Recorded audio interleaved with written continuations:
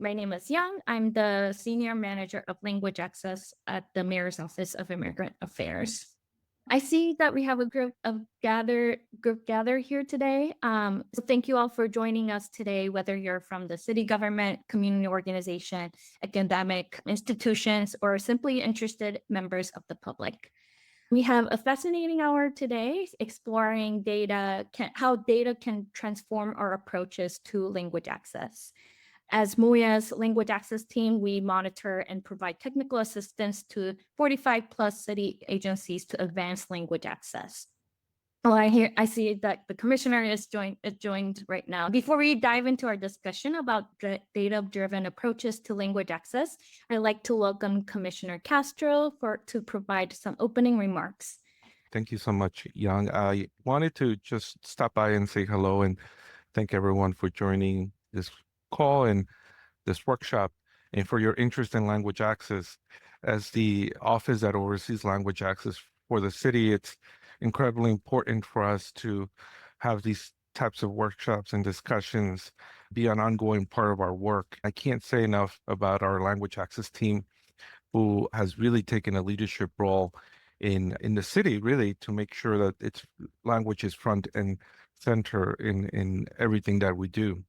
So thanks to Young, Ken, and the rest of the team of linguists and people who truly feel like this is part of not just our mission at MOIA, but of our city government.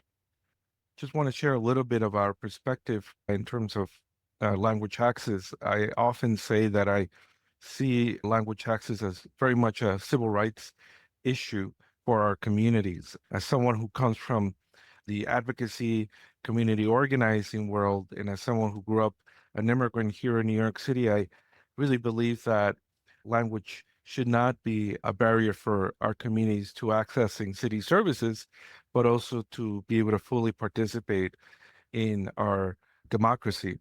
And now more than ever, I think it's important for us to do everything we can to make sure that our communities are not just getting the information that they need, but are also actively engaged in everything that we do in city government. Just a couple of days ago, I met with the Consul General of Paraguay to discuss some of the issues that she has been seeing amongst the immigrant communities that the Latin American Consul Generals have come across in recent months. And I just wanted to share this so you understand how timely a lot of these discussions are. There are many immigrants living in New York City who have been confused by some of the headlines and some of the debate. And what I have been saying recently is for us to not confuse the debate and perhaps what's being reported or underreported with the facts and what's actually happened. In part of my meetings with stakeholders that I'm holding is to clarify that. And I had a fascinating conversation with the Consul General of Paraguay, who is now head of this coalition of Latin American Consul Generals. And the truth is that there are a lot of scared individuals and families who are weighing their options. And some of them are considering to go back to their countries, or as some have referred to it as self-deportation. And that's in large part because of their confusion and in the ongoing confusion about where things stand in New York City. But going deeper, I had a discussion about the Paraguayan immigrant community, which is not large. It's perhaps amongst the smallest of Latin American immigrants here living in New York City. And they are largely indigenous speaking communities. And for us to reach them and to actually communicate with them, we need to figure out, together with the Consul General and the community organizations that serve them, ways to get this information out to them.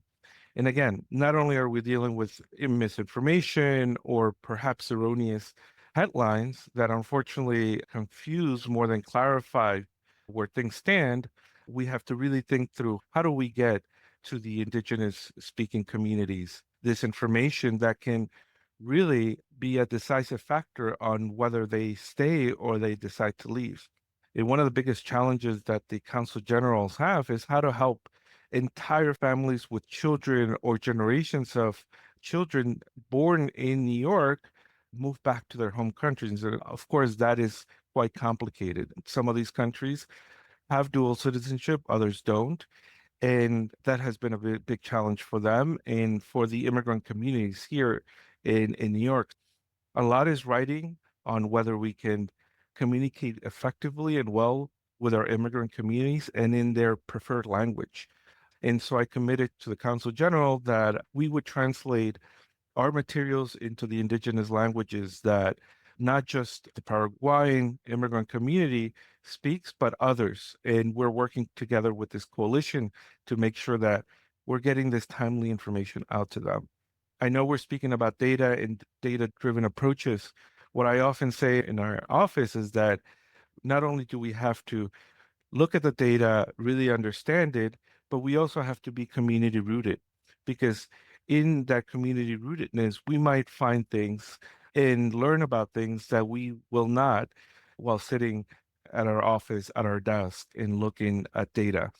And so they really go hand in hand, which is why at our office we spend quite a lot of time out in the community, meeting with people, meeting with community organizations, and hearing directly from them their concerns and trying to understand how do we better address them.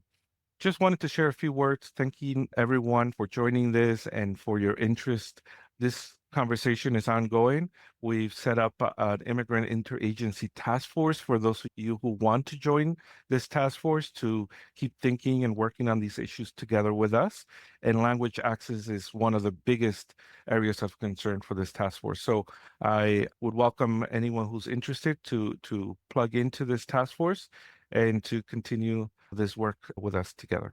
Thank you so much. And thank you, Young, and all the organizers of this workshop. Awesome. Thank you so much, Commissioner Castro. Before we get started, I wanted to get grounded in our language access framework before we dive into our presenters. So Local Law 30 is, as Commissioner Castro mentioned, alluded to, we do have a law that we oversee. So Local Law 30 provides foundation for language access in New York City. Local Law 30, enacted in 2017, established essential requirements for city agencies to provide language access. And it designated our Mayor's Office of Immigrant Affairs and the Mayor's Office of Operations to oversee this work for 45 plus city agencies. And our commissioner kind of alluded to this, but while Local Law 30 creates an important foundation, we view language access not as a static checklist, but a continuous cycle of improvement. Our goal at MOIA is to advance language access beyond compliance towards true linguistic inclusion. To guide this journey, we've created this language access maturity model that established North Star vision for comprehensive language access. A critical component of advancing along this maturity model is ensuring continuous improvement through data analysis and community partnership. Our commissioner kind of alluded to the hand-in-hand approaches that is needed both for data and also being community rooted. And that goes very hand in hand. And one way that data is directly incorporated into Local Law 30 is the designation of the 10 citywide languages, which is determined based on the census and the Department of Education data. These designated languages from our is our foundation, but true responsiveness requires looking beyond the 10 languages, as Commissioner alluded to as well. As part of being responsive to emerging needs, MOIA has also designated temporary languages, Wolof and Pilar, to address specific situations that has arisen in our city. But I wanted to go back to why language data is important before we jump into our presenters. While multilingualism is a strength of the city, without deliberate and proper planning, language can create barriers to essential services. And so we can see with limited or no data collected on language of people who speak and understand those languages, we default to the major languages, the 10 languages that we have designated, which creates that language is not factored into budget, planning, or operations. That leaves us a gap in information and services to our target populations and creates a barrier that perpetuates inequities and widening of inequity gap. And these factors driving exclusion and inequities are often compounded during crisis settings like we're facing right now. So today we will hear from 3 different entities of their story of language data. As we listen from data stories, feel free to drop in questions in the chat. I'll be collecting them and we'll have some time during our panel discussion to delve into those questions. But I wanted to introduce our panel presenters today. We have the Department of Planning and Endangered Language Alliance and also Department for the Aging. So the Department of City Planning's Population Division acts as a demographic consultant to the City of New York, working closely with the Mayor's Office, city agencies, the rest of city planning, and the media. The Population Division closely analyzes population trends, maintains public digital tools, and has close ties to Census Bureau, especially to ensure that every New Yorker is counted. Erica here today is the Senior Demographic Analyst in the Population Division, specializing in census and American Community Survey data, as well as the New York City's population projection. She also manages the digital tool that you'll hear about today. And then we'll hear from the Endangered Language Alliance, which was founded in 2010, is a nonprofit dedicated to documenting Indigenous, minority, and endangered languages, supporting linguistic diversity in New York City and beyond. Ross Perlin is the co-director at ELA and is a linguist and a writer of a really great book called Linguistic.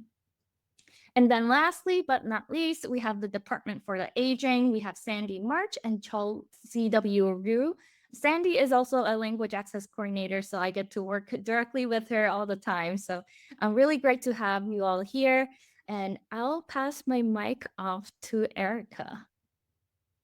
Great. Thank you, Young. And thank you for putting this panel together and our demonstrations. In the Population Division, we have a lot of resources and we use language data all the time. And we include our language data in 2 online resources, tools that we call Population Fact Finder and Population Map Viewer. And we also post language data to our website.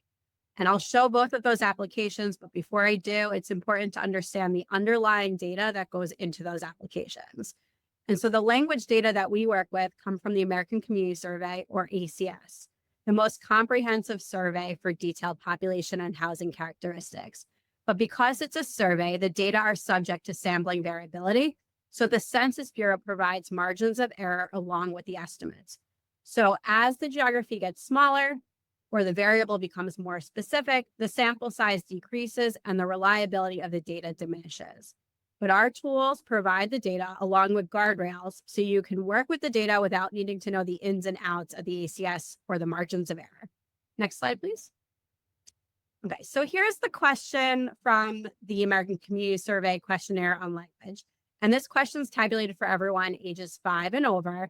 And the first part asks whether the person speaks a language other than English at home. And the follow-up questions ask the language they speak and how well they speak English. Anyone who responds that they speak English less than very well are categorized as having limited English proficiency.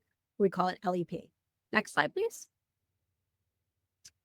Okay, so here's the breakdown of that question for New York City. On the left side of the pie, you can see that nearly half of New York City's population speaks a language other than English at home.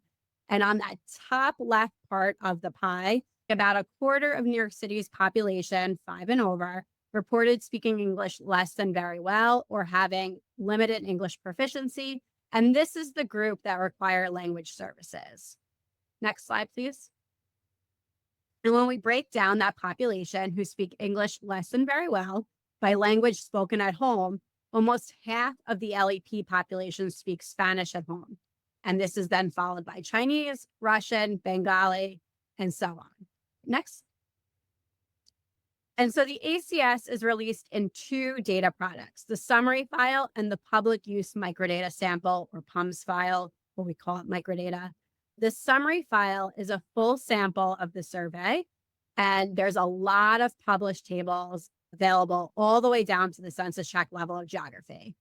The PUMS file is a subsample of that population, and so it's more limited in the geographies available only down to essentially the community district level, but you can get even more detail than what's available in the summary file. And the summary file includes a simplified list of 12 languages. It's shown on the left here. However, when we want a more detailed breakdown, we turn to the PUMS file, which includes 139 individual languages. Some of those are shown on the right here. Of course, still not all languages are captured in either of these files.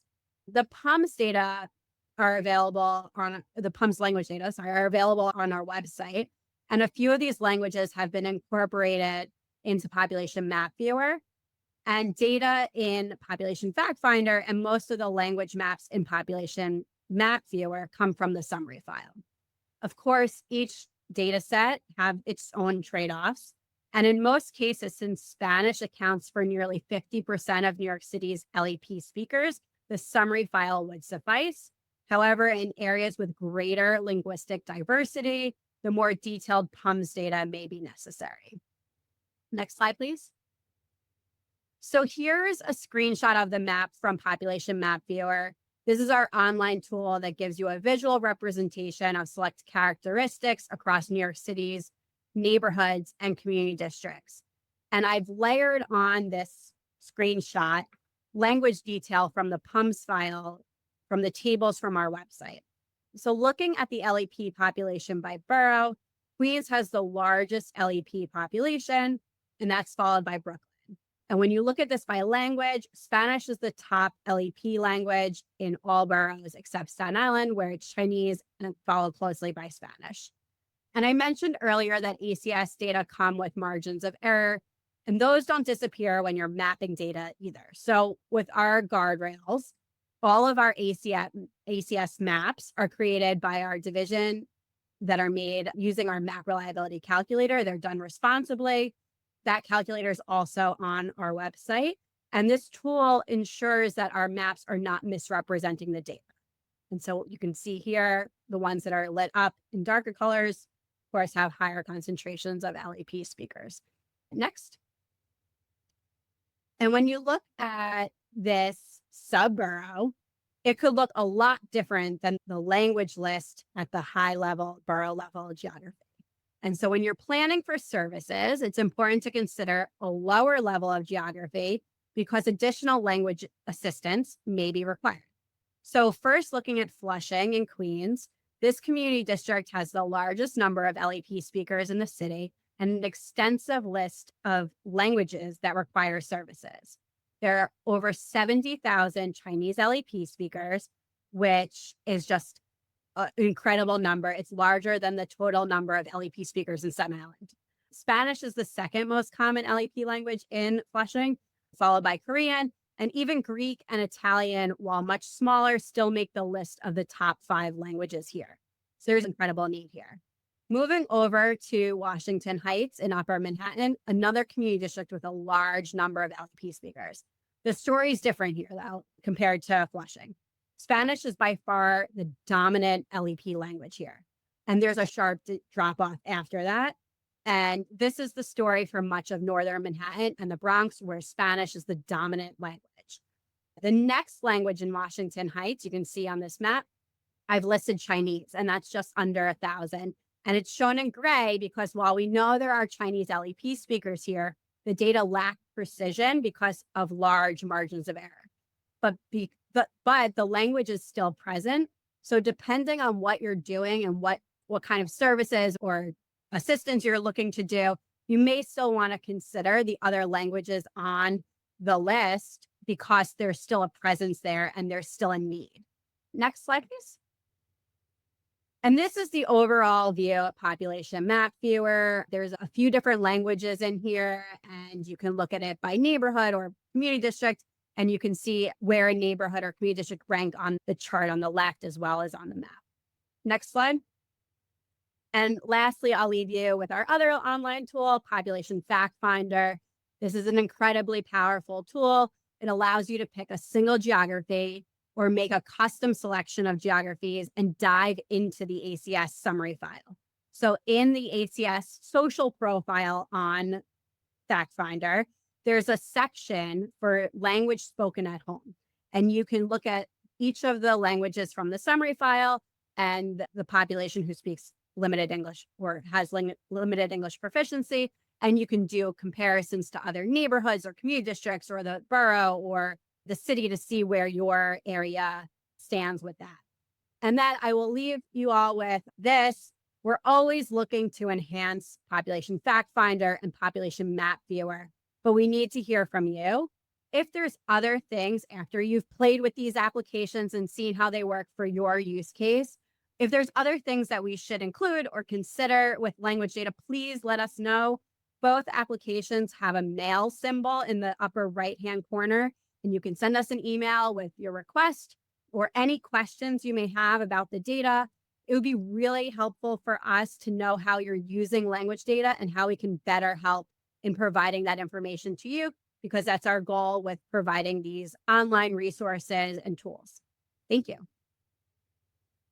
Thank you, Erica, for that insightful presentation. Now we'll shift our gears to Ross Perlin from the Endangered Language Alliance. Hi, everyone. Hopefully you can hear me now, and you can also see my screen, which is showing our Languages of New York City digital language map, which you can find at languagemap.nyc.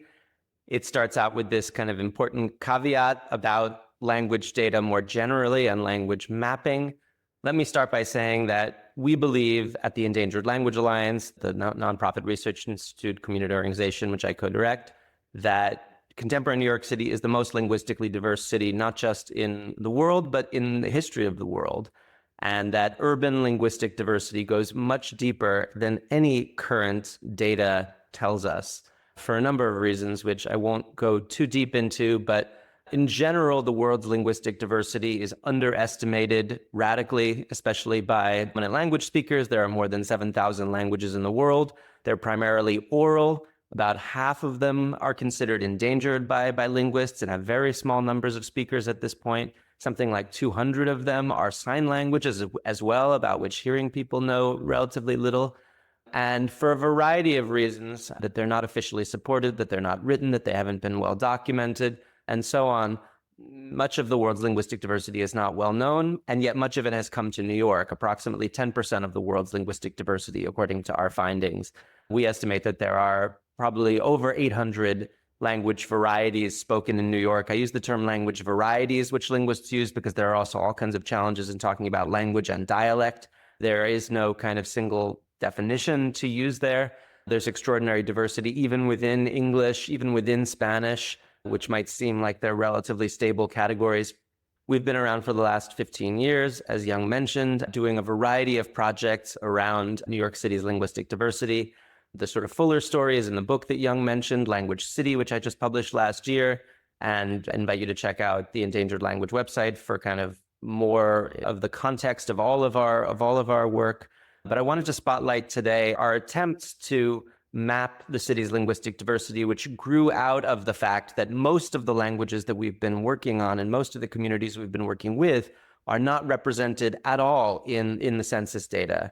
And it's great to build on what Erica was just sharing, because the ACS data on language, while highly useful and robust for the largest languages, really tapers off and misses much of the city's deep linguistic diversity, what we could think of as the long tail of languages, which many of which may have thousands or tens of thousands of speakers. And what we've documented here at languagemap.nyc, currently over 750 language varieties at over 1,200 different sites, is really 5 times the number of what the census is typically showing. We could talk about the sort of the drawbacks of that census ACS data. It has to do with who fills out the census, who responds to the question, the way that question is asked, the languages that it's asked in, the way the data is tabulated. You'll see Haitian Creole and French lumped together. That's an enormously kind of important difference in New York City. You'll see Germanic languages were put together, or West Germanic languages. but you wouldn't want to be in South Williamsburg or Borough Park trying to speak sort of standard German. Obviously, Yiddish is the key language that's lumped into Germanic there. The way that the census tabulations are done really does not, I think, reflect certainly the specifics of New York's diversity, and also it doesn't tend to reflect the latest linguistic understanding of what's going on. So I think it's tremendously important to look at for the largest languages, but misses the deep diversity, and that's what this map was created to do. So I thought I would just spend a little time sort of showing how it works, talking about what we've found. This is the initial view. And that initial caveat is really that language mapping is hard and language data is hard, and it may not work as neatly as other types of data. And we need to be aware of that. And we need to combine, as Commissioner Castro was saying, a data-driven approach also with a community-rooted approach, which understands that there may be different ideas of what constitutes a language, different ideas around speakerhood. Orality, as I've mentioned, is crucial. So in many cases, in most cases, probably for all the languages of New York, people are not necessarily reading and writing in them. It's going to be heavily oral in many cases. Language shift, multilingualism, sign languages, just language contact. Many New Yorkers are speaking 4, 5, 6, 7 languages without any formal training in them, without necessarily reading and writing in many of them, but that's just part of the linguistic ecology of the places that they're coming from.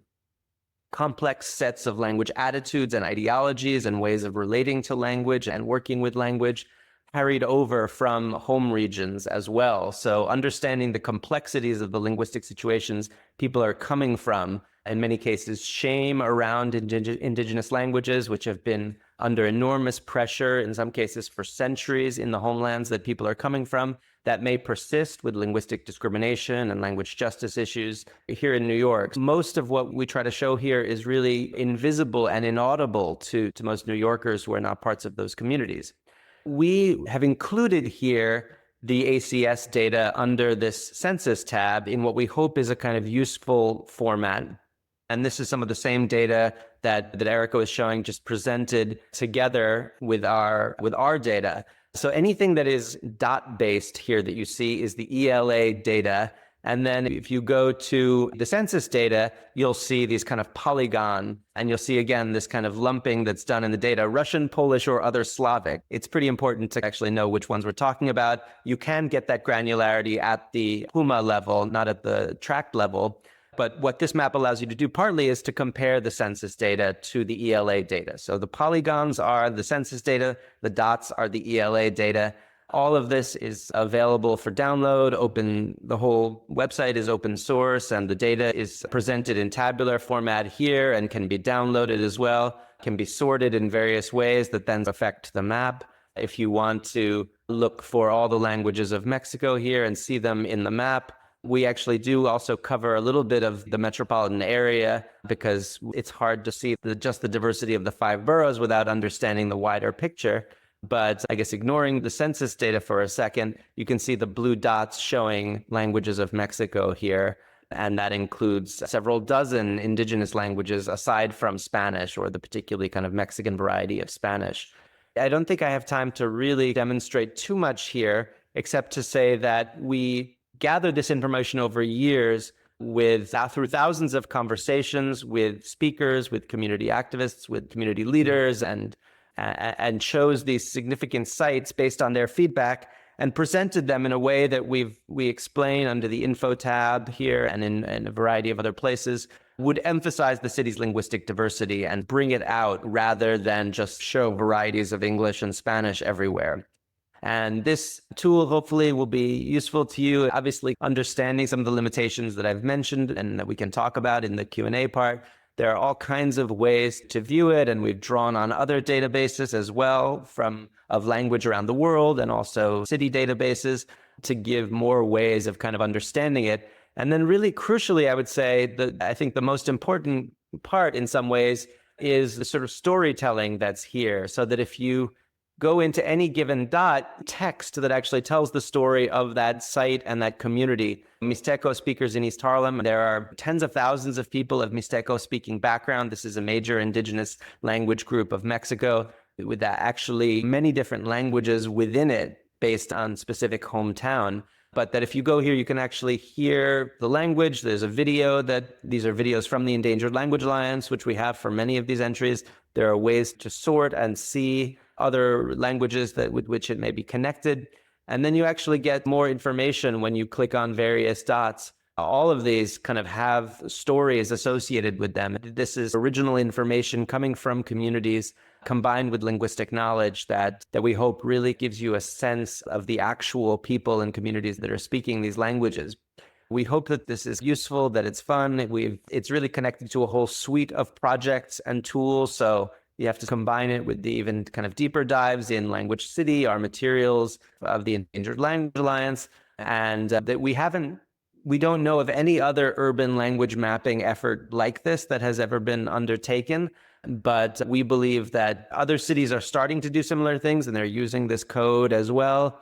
It's different perhaps from other kinds of data sets, but we think that it shows not only that the city's linguistic diversity goes much deeper than people have traditionally realized, or that census data for various reasons can capture, but also that it shows real sort of structure and patterning to the city's linguistic diversity. So there's much that can be learned by comparing the census data to our data, by also comparing it to other kinds of data as well, and to seeing patterns of settlement change over time in some cases, which is not directly captured here, but can be inferred in various ways.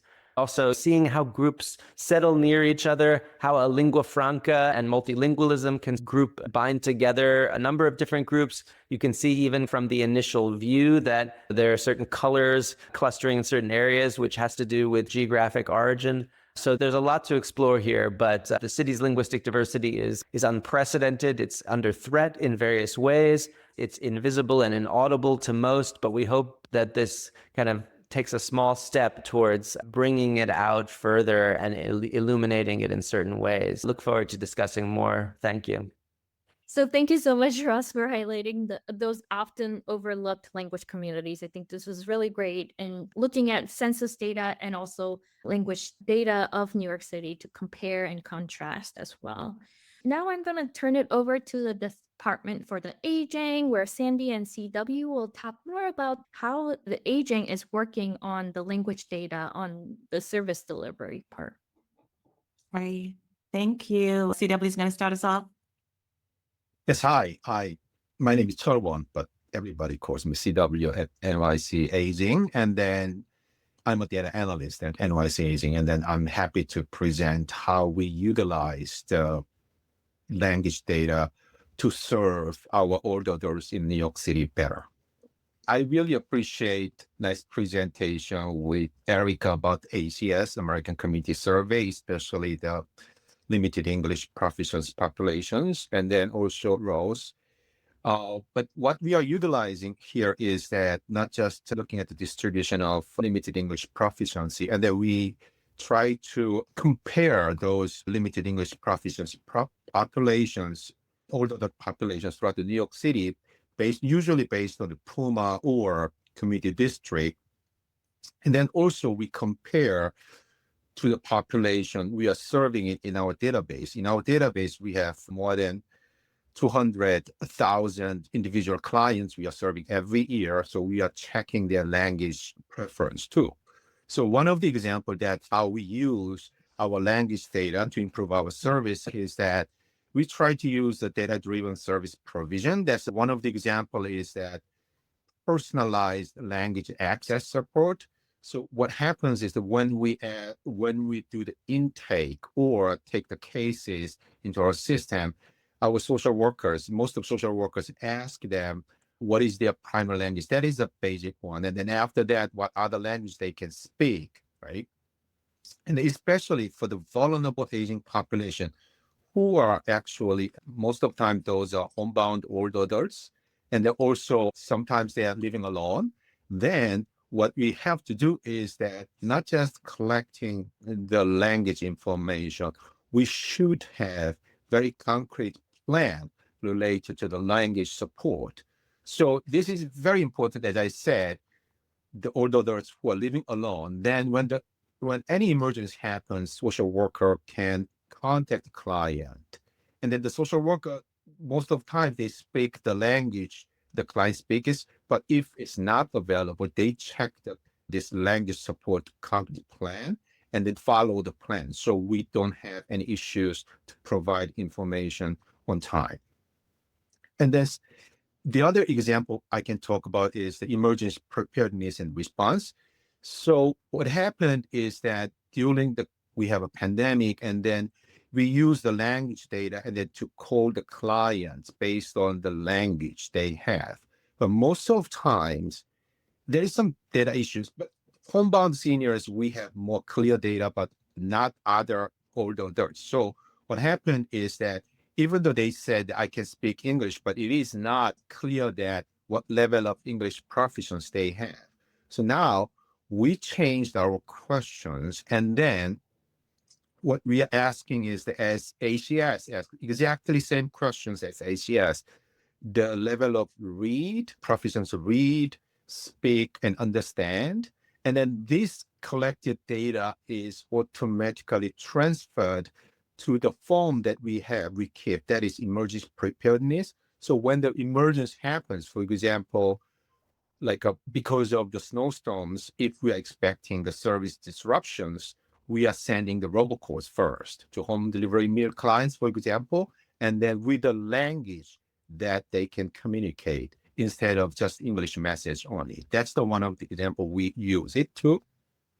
And then also, as I believe Erica and then Rose actually presented beautifully about geographical location of LEP populations, the language limited English proficiency populations, we are analyzing same mapping and then compare to the service types.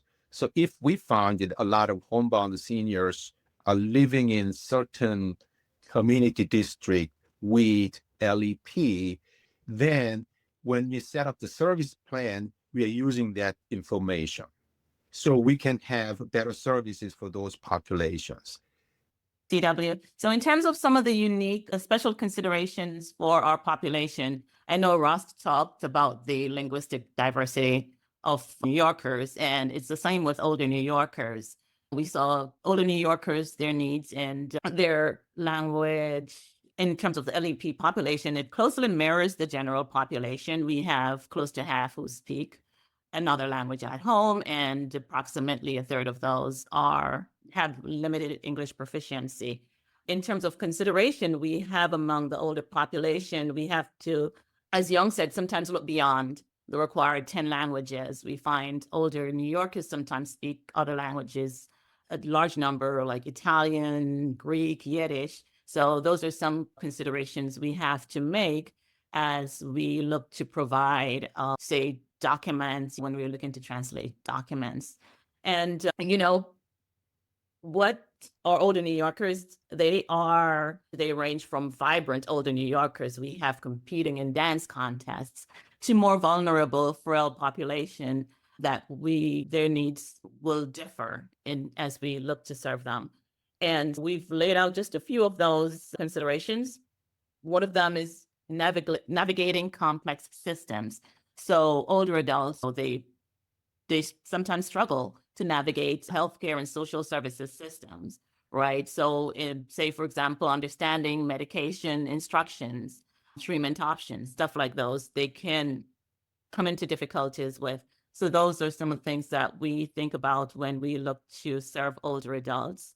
Is there someone to help them with caregivers? We work closely with caregivers in ensuring that caregivers have information to help the care receivers. Social isolation is a big thing that we saw, especially during the pandemic. A lot of older adults are socially isolated, and language barriers can also increase social isolation. So that's another thing we look at, ensuring that we're reaching out to older adults who might or are socially isolated, and ensuring that we are providing information, communicating with them in their languages that they speak. And another consideration is older adults, vulnerable older adults, sometimes can be victims of crime, exploitation, from elder abuse. There are a lot of scams going around. We have older adults who reach out to us, not understanding emails that they receive, texts that they receive. A lot of times we have to be able to communicate with them, help them understand whether they are indeed scams or they're authentic communication. And also, cognitive decline is one of the unfortunate things that some older adults experience. And what may happen sometimes is they might have their secondary language they might be more proficient in English as they got older, but with cognitive decline, they might lose their ability to communicate very well in English and may revert to the language that they spoke before. So it's monitoring those changes in our older adult population and meeting them where they are at the time. So those are the considerations we make as we look to better serve older adults with limited English proficiency. CW? Yes, we just have a couple of minutes. So the first one and the second one is actually what we are always doing it. But I would like to talk about the second one. So what happened is that our database is actually, especially for the language proficiency, our database is actually constructed based on the State Office of Aging recommendation. But it's not completely matched to the American Community Survey, especially the English proficiency questions, read, speak, and understand. And there are different levels of proficiency. In our recent database update, when we're doing the updating our database, we changed the questions completely matched to the ACS. So what happens is that from now on, we are not doing any kind of data modification. We can compare what is the older adults population language proficiency distribution throughout the New York City, and then also comparing to the older adults distribution in our database. So that is one of the changes we try to make in our database too. And then that is for the part of improved data collection about the language proficiency. That's it. Sandy, you have anything to talk? No, I think that's it for us. Don't know if anyone has questions when that time comes. Thank you. Awesome. Thank you so much, Sandy and CW. I think we really wanted to have more in-depth discussions with all the presenters today, but it seems like we're running out of time. But we're open. I'll leave my email address here as well to facilitate any questions that you might have. But before we leave, I wanted to provide a key takeaway that you heard from all the presenters. First of all, start with the existing data sources. Erica and Ross shared really great data sources that you can play around and incorporate into your work. So play around with those. I'll send you all the links after this presentation. And also, as the Department for the Aging mentioned, start collecting targeted language data when possible to understand the specific needs of your community and service population. And collecting it's just the first step, right? And we need to ensure that we're implementing data-driven strategies for communication, engagement, service delivery, staffing, and all the operation based on language evidence that we have. And as we keep going, we also mentioned about the community-rooted approach to this. Partner with community organization, not just to meet the language needs, but to understand cultural nuances, build trust, and gain deeper insights to that data might not be able to provide. And the monitoring work is also really needed to ensure that outcomes matches the goals that you have, to ensure that speakers of marginalized languages also receive equitable access to information and services as well. And when we start to follow these practices, we start to intervene the vicious cycle, as I mentioned in the beginning of this presentation, and turn into more of a virtual cycle of language equity, where comprehensive data collection leads to an evidence-based decision, which ensures resources are properly allocated, ultimately reaching language communities where they're at, and continuously narrowing equity gap. And I have all the resources that all our presenters mentioned today. Definitely check out this Language City book. It's a really amazing book. It talks about different language groups in New York City as well. Young, I'll note that a lot of the questions center around SEL as a language. And so there's a lot of discussion you'll see about whether it should be part of MOIA's purview or MOPD and the different language and culture that is shared within the ASL using community. And there were some questions about why it's not part of the top 10 citywide languages. I noted that the top 10 citywide languages is specifically for translation, about languages that need to be translated in there. So anyway, so a lot of the comments were surrounding that, which were really interesting perspectives. That's amazing. I think, Erica, you might be able to answer some of the census information around ASL, but for MOIA, there's the local law 30 really has a very specific rubric around designating the 10 languages. Unfortunately, ASL is not included in that data that we utilize. However, we work with the mayor's office for the people with disability closely around understanding how we can intersect some of those services that we provide to the city. And a lot of the language access coordinators the city agencies designate are also a disability facilitator as well. But I'll stop there. If Erica, if you have any notes on the ASL. I don't have any notes on ASL. It's not one of the languages, again, part of the language question, same reason that both of you just mentioned. But I had put in a link. Hearing difficulty is part of the disability question, not exactly apples to apples with understanding ASL population in the city, but those with hearing difficulty would fall in that category, and you would be able to see that through the data. Can I just add, this is Commissioner Castro again. Thank you, Young and Erica. Just want to say that I appreciate the advocacy. And I want to emphasize, we work very closely. So MOIA works very closely with OMPD, and the commissioner there is very much interested in how do we continue to advocate around this issue and others. We're working to get information, as I said at the outset, around our sanctuary policies and laws and other relevant information to immigrant and other communities who may be impacted by federal changes on these issues. But just like how our sanctuary laws can only be modified by the city council, by our legislature, same with our local law 30, which defines the top 10 languages. And so I would consult with your local council member and the council leadership on these issues. Certainly, I'm sure they'd love to hear your advocacy as well, because it is important to bring up these issues. Just one quick thing that I did want to add. Someone asked about plain language. I'm a big plain language person, as the staff knows.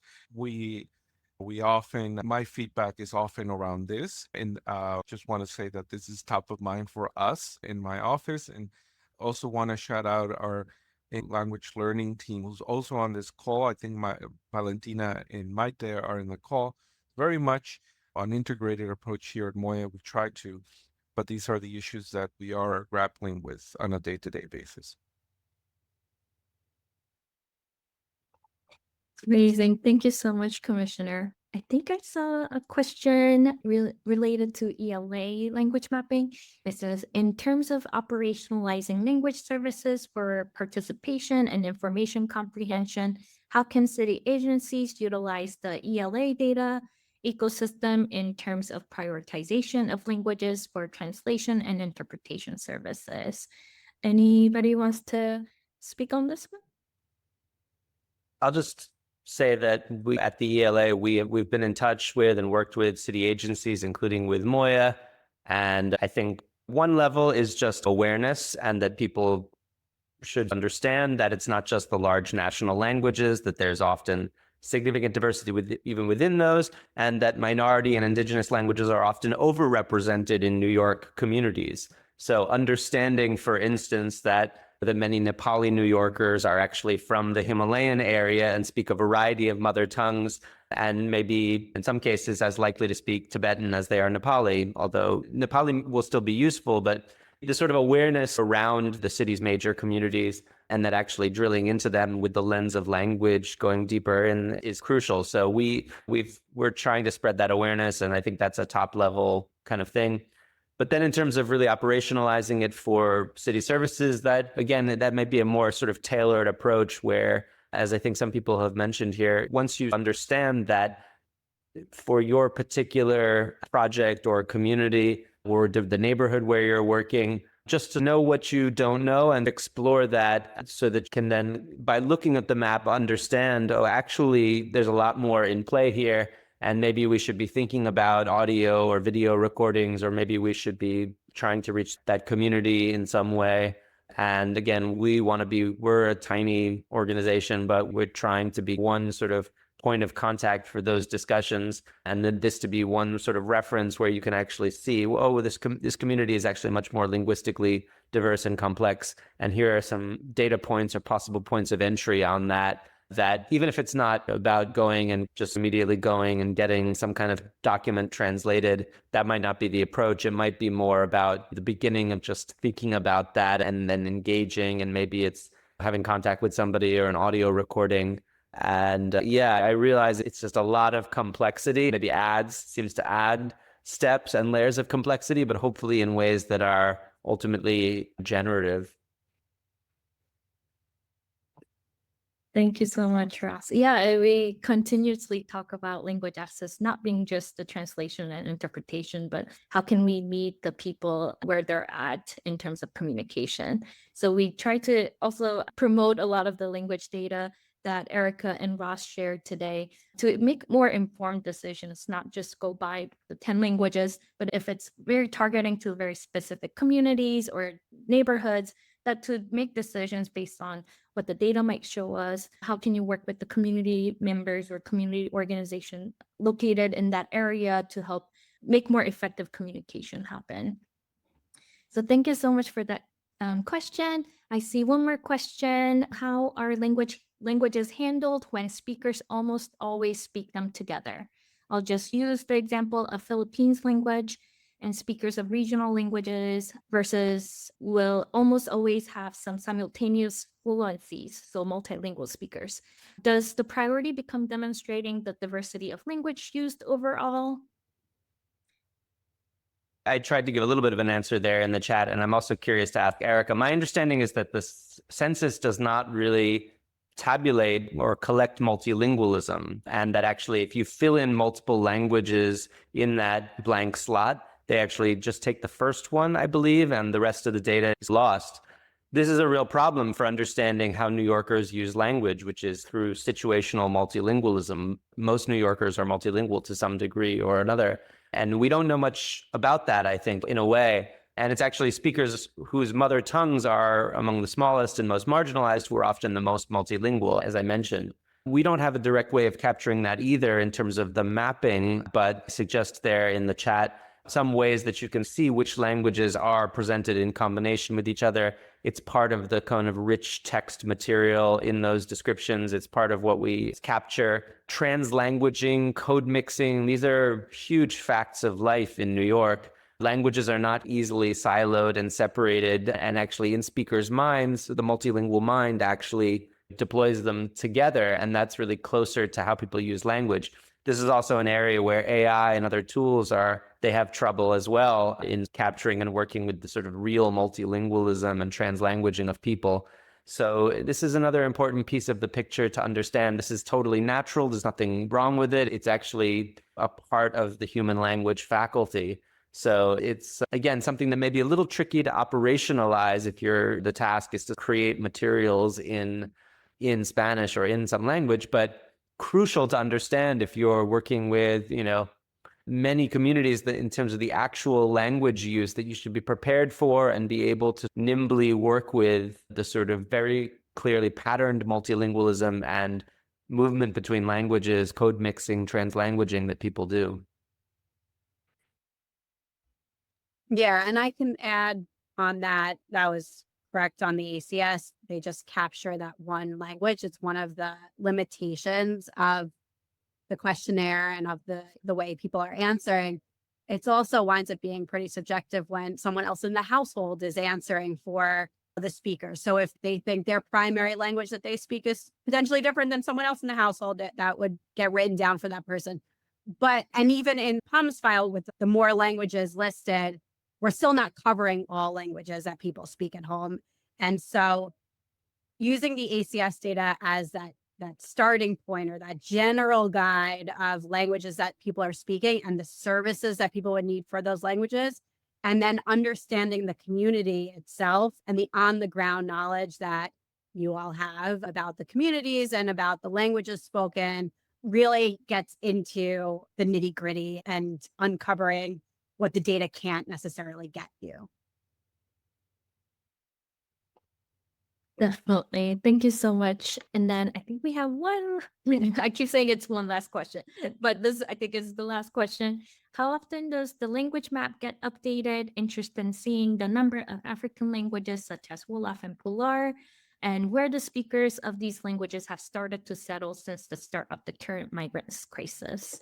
So speaking about languagemap.nyc, we try to update it as we get information about languages that are, or sites that have not been mapped, especially for languages that are not represented. So we do periodically update it. Usually there can be something every kind of month or two. We're not actively continuing to go out, and there's a lot more that could be done. I think particularly African language diversity, and particularly in terms of the last couple of years.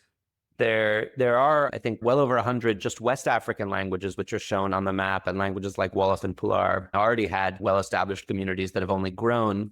We're not able to capture all of the, not only do languages move in the mouths of their speakers, I mean, we captured more than just residential points. We also, there are also community sites, there have been some historical sites, religious sites treated a little bit differently where liturgical language is used. So this, there's a lot of stuff in the map if you get deep into it. But then the way that communities are often moving a couple subway stops down, or, oh, people are starting to spread into that area, or there's a new group in this part of the Bronx or whatever, we're not able to update and capture all that. There's no kind of budget or funding behind any of this. This is just an outgrowth of our work at the Endangered Language Alliance. But it's clear, certainly, that just in the last couple of years, new communities are always forming. And even if a language is spoken just by a handful of people, we do try to represent it if we have a way to, if we are able to find out about it from this kind of wide extended family that we are. And then there are a lot of it is people writing to us. There are ways on the map for people to submit corrections and ideas that are then curated here. We're always hearing things. We always want to hear more. And there's always more to be found and known. It's just a snapshot of again, the most multilingual city in the world. Definitely. And I think going back to for Department for the Aging data as well, I think it's important to try to capture the service population within your organization or your agencies that you work with, so that you understand who you're speaking with, that you have the data at least in the aggregated form so that you can best plan for it. For MOIA, we've worked with other city agencies to understand what the emerging needs of the language population is coming into the New York City. How we designate the Pular and Wolof as temporary languages is based on the service delivery, the capturing of the data from the migrants in the shelter in New York City. However, I would say that there's some gaps in the data collection and the analysis of the data because of how we're providing that question verbally to the community members. That matters. Are you using the plain language when you ask those questions to the population? Are you able to collect those data regularly and update them correctly? And also Ross mentioned this a little bit on how language identity is viewed in a different way by the population themselves and the people who are viewing that population as well. So there's a lot of conversations to be had on just focusing on collecting the language data, the ethics of it, and how we can make sure that we are culturally nuanced in that way as well. But yeah, I wanted to mention briefly about that. I think we answered most of the questions in the chat. Please let me know if you have additional questions. I'll put my email in the chat. And we'll send out the presentation deck with the appropriate email addresses for all our presenters here today as well.